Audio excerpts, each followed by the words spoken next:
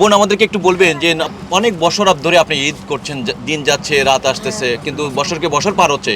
আমাদেরকে একটু বলবেন যে এবারে 2026 সালের মতন ঈদ কি আপনার কখনো পূরণ হয়েছে?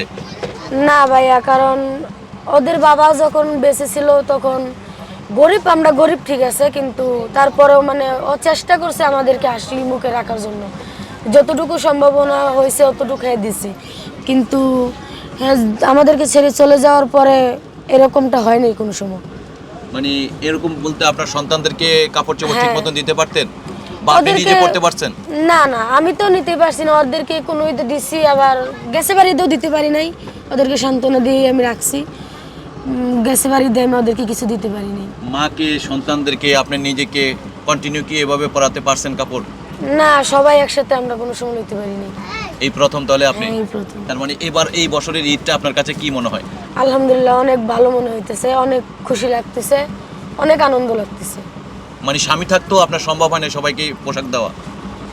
না, তার যতটুকু সামর্থ্য ছিল অতটুকু চেষ্টা করছে সে। তবুও সবাইকে একসাথে দিতে পারেনি। মানে এই প্রথম আপনি মানিলেও এবার সবচেয়ে খুশি আপনি। হ্যাঁ, তো দেশবাসীর উদ্দেশ্যে আপনি কিছু বলতে চান? ভাইদের উদ্দেশ্যে আমি বলতে চাই, আমার এই ভাইয়েরা আমাকে সহযোগিতা করতেছে, আমার ছেলেদের মুখে এবং কি আমার মা সহ, আমাকে সহ সবার মুখটাকে হাসি মুখ রাখার জন্য। ভাই, আপনারা সবাই ওই ভাইদের পাশে থাকবেন। আপনারা ভাইয়ের আইডিতে লাইক কমেন্ট শেয়ার আপনারা বেশি বেশি করবেন, যাতে আমাদের মতো অসহায় আরও মানুষের পাশে ভাইয়েরা যেন দাঁড়াইতে পারে। আমাদের মতো গরিব মানুষের মুখে যেন ভাইয়েরা আরও মানুষের পাশে যায় যেন দাঁড়াইতে পারে। অনেক সংসারে যায়, আমাদের সংসারটার মতো আজকে যেভাবে হাসি ফুটছে এরকম যাতে আরও 10টা সংসারে যায় ভাইরা। বেশি জায়গা কম হয়ে দিয়ে এলো, ভাইদের সামর্থ্য অনুযায়ী যেন হাসি মুখ সবারই ফুটাইতে পারে।